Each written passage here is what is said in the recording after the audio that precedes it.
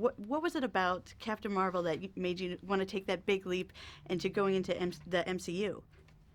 It's really her that made me want to do it. And in particular, the fact that she's flawed, that she makes mistakes. That's what I'm interested in. And that's what I think makes her a dynamic character for me to play and for people to watch.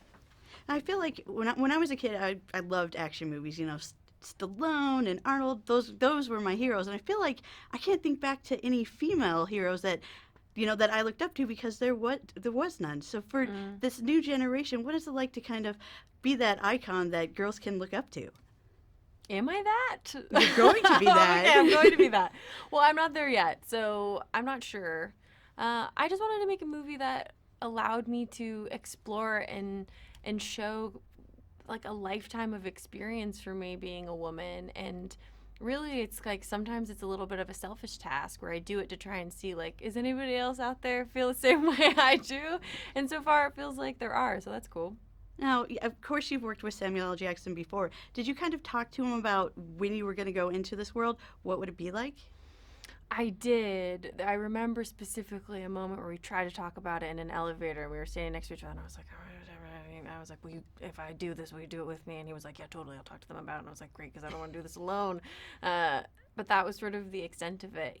Sam won't give me advice. I've asked him many times. I had dinner with him before I flew from Vietnam to go to the Oscars, and I was like, will you give me advice? And he was like, no. Will you give me advice? I was like, no. So he just, like, it's the best, one of the best qualities of him is he really just believes in people and trusted me to kind of run with this. Well, what I love about this movie too is that as fans of the MCU world, we've wanted kind of that Nick Fury origin story, and we kind of get that with you Mm-hmm. because you're not only telling your own story, but it's kind of how Nick Fury came to be Fury. Can you kind of talk about that dynamic and playing off of that? Well, I'm excited that other people are getting to see it because I had a private front row seat to the Nick Fury origin story about a year ago. He's just so good, and it's so interesting to now get to see the beginning of him after we've watched so many movies with this character, and for him to be able to kind of create this foundation and talk about it. Like even just in interviews getting to hear him talk about what his approach was is really interesting.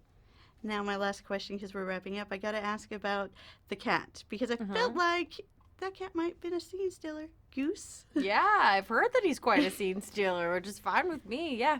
He's awesome. I'm severely allergic, so I wasn't as intimate with the Oh cat, my gosh, but what was that like? Is it just allergy pills while you're on set?